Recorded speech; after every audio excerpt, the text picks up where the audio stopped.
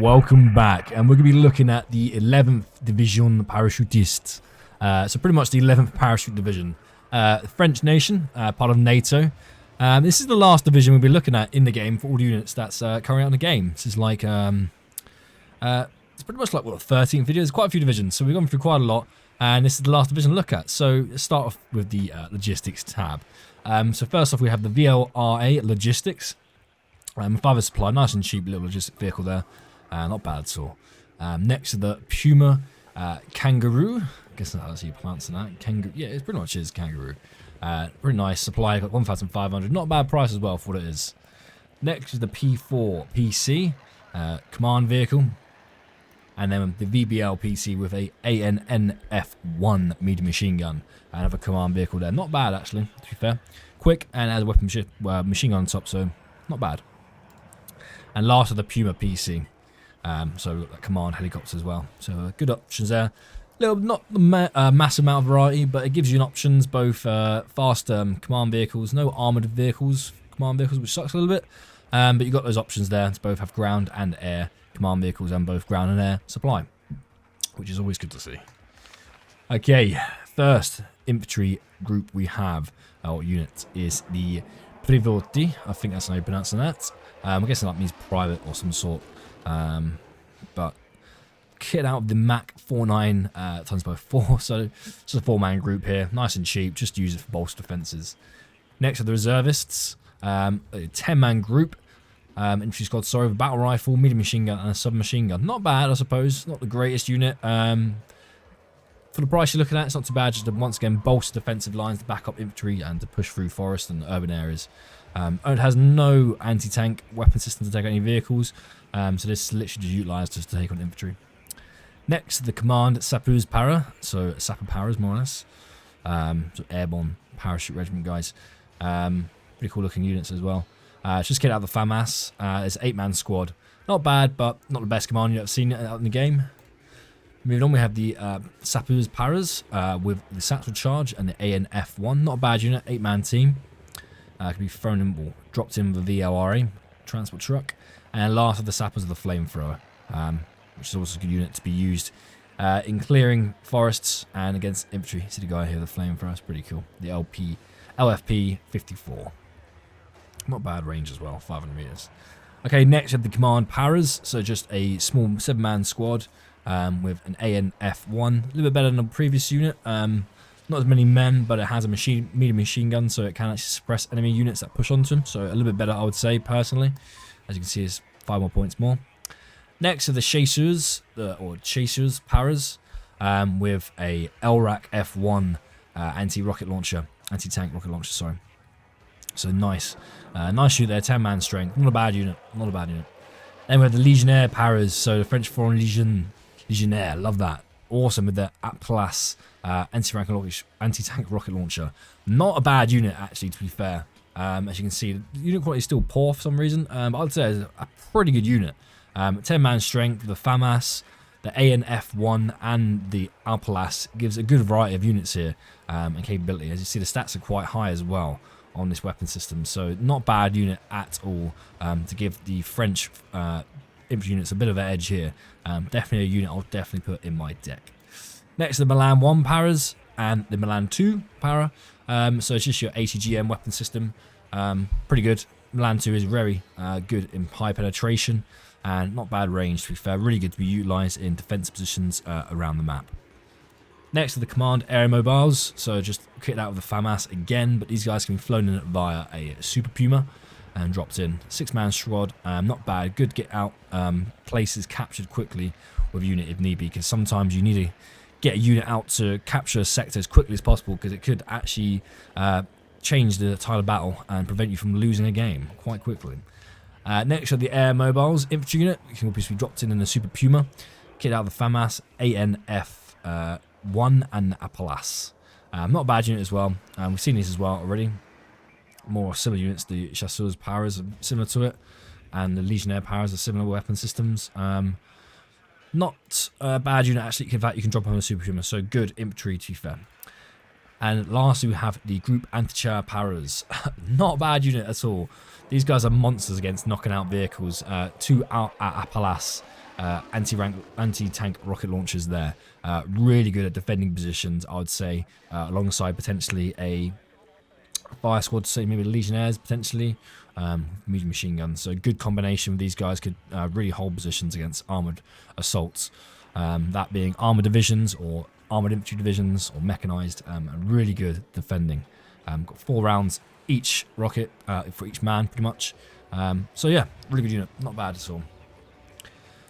Next, we move into the artillery. We have the RT-61 120mm mortar, which is good for assisting infantry assaults, which is always useful in this deck, because then there's a lot of infantry units to select from. Then we have the VLRA PMB, so pretty much the same mortar on the back of a truck. Not a bad unit, it's quite, well, it's not too bad at speed, and supply cost ain't too bad either, to be honest.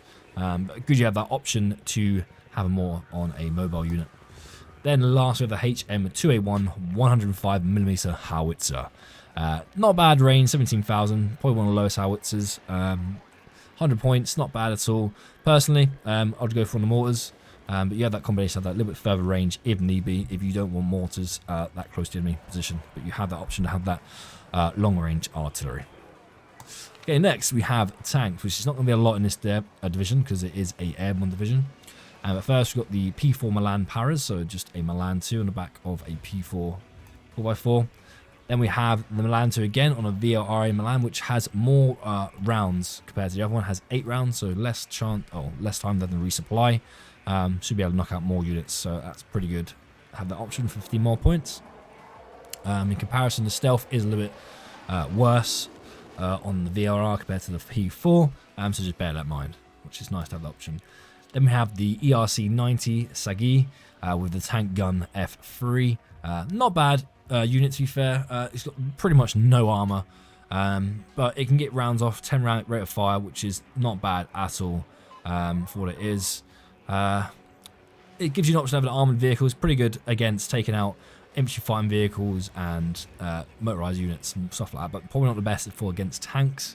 You can get quite a few of these guys, so maybe if you have a lot of them, you may be able to take out armoured vehicles, but quite easy. These things can get knocked out really easy by main battle tanks, so just bear that in mind. But they can assist infantry against other armoured and mechanised divisions. Next, the Recon Tab. Quite a few units in the Recon Tab, which is good to see. So first and foremost, we have the VBL Rico, or Recon, the heavy machine gun. Very good optics and good stealth, not bad. Then the VBL Milan, which has a Milan 2 and an AAN F1 machine gun. Not a bad unit, actually, to be fair. Very good optics, good stealth. So this thing's pretty good at hunting and killing, neutralising command vehicles and specific targets. So actually a good little bit of kit, to be fair. I'll give that, if you put my deck and utilise it, if you micromanage this guy, you can be really deadly. Next, we have the AML 61-2. A 650-point tank here, which unit quality pattern is excellent, which is rather interesting. It's got a tank gun, so I'm guessing it's pretty good at supporting infantry with an M2 HB machine gun. Good optics and good stealth. More than anything, I'd utilise this in assisting infantry on the ground. 50 points, not bad at all. So it can be pretty deadly. Then we have the AML 90 Lynx with a F3 tank gun 9mm. Not bad as well. Probably good at finding enemy, as you can see, optics, pushing up and actually neutralise infantry fighting vehicles and armoured personnel vehicles, pushing up onto a position. So once again, the French like to have their recon vehicles with big guns, which is really good, especially in this game, considering that your recon vehicles and recon units can deploy further at the beginning of the game. So this means that you can pretty much have a tank gun straight away at the front of the battlefield, which makes a big difference at knocking out armoured fighting vehicles straight from the get-go. So definitely has an advantage in that tactic in the game. Okay, next we have the Ncr Paras. That's how you pronounce that, not too sure. But a 4-man team, optics is very good and exceptional stealth. We've kitted out the LRAC F1 and the AAN F1 medium machine gun with the FAMAS. Not a bad unit, to be fair. I'd probably use these guys mainly as ambush setting and just get eyes on me more than anything. Next we have the Gazelle Celtic with very good optics, and then the Gazelle Canon, which personally out of the two, I would go for this one for an extra 10 points. But the difference being is that, well, there is no difference really, other than the fact that one has a autocannon, the other one doesn't. So for 10 points, I think it's probably worthwhile going for the autocannon, the giant M621. So you have that capability. If you do see CV or command units, you might have the ability to knock them out. which is always good, instead of having to call in sort of airstrike or move units in position, because you never know, they might move. Okay, lastly, we have the Paras SAS, which is rather interesting. I've never heard of this unit before, and the French unit, which is quite interesting.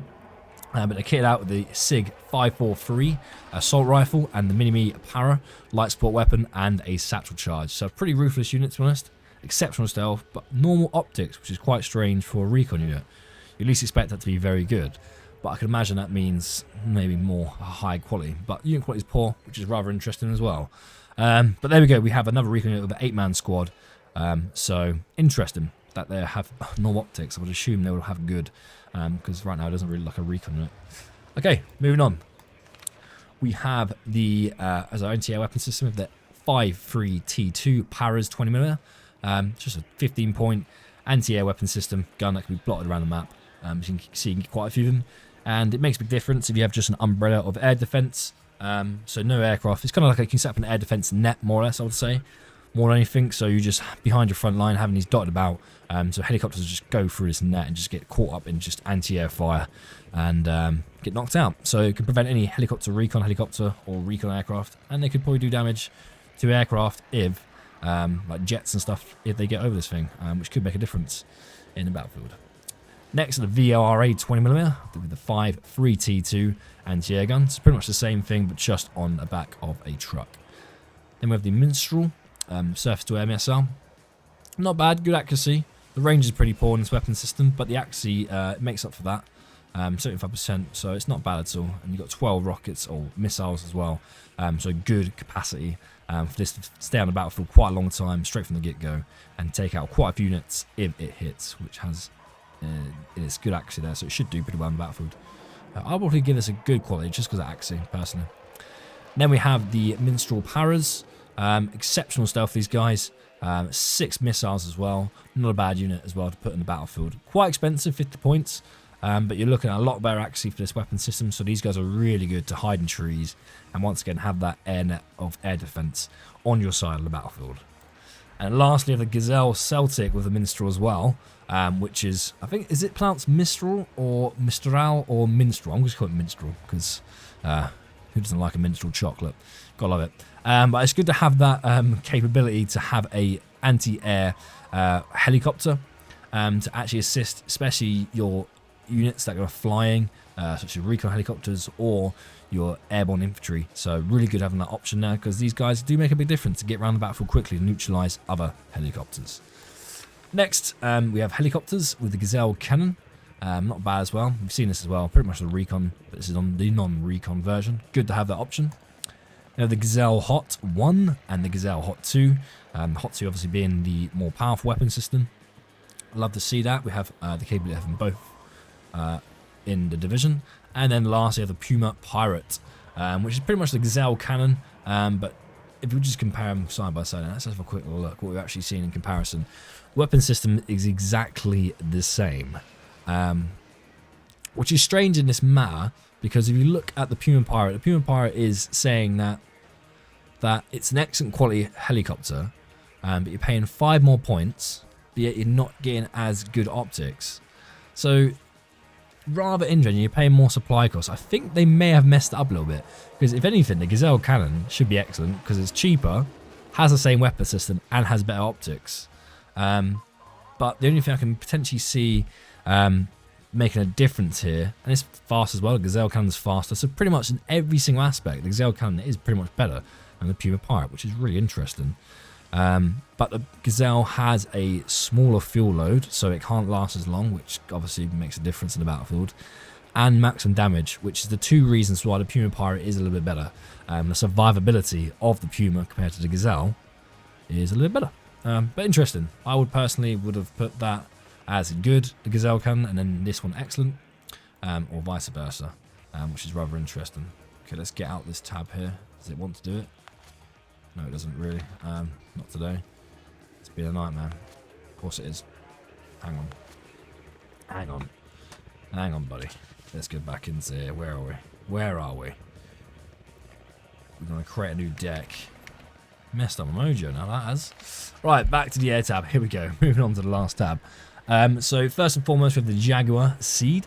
Anti-radiation missile, really nice penetration, 28 penetration, right up there. I think the highest we've seen is 30, but an absolute monster.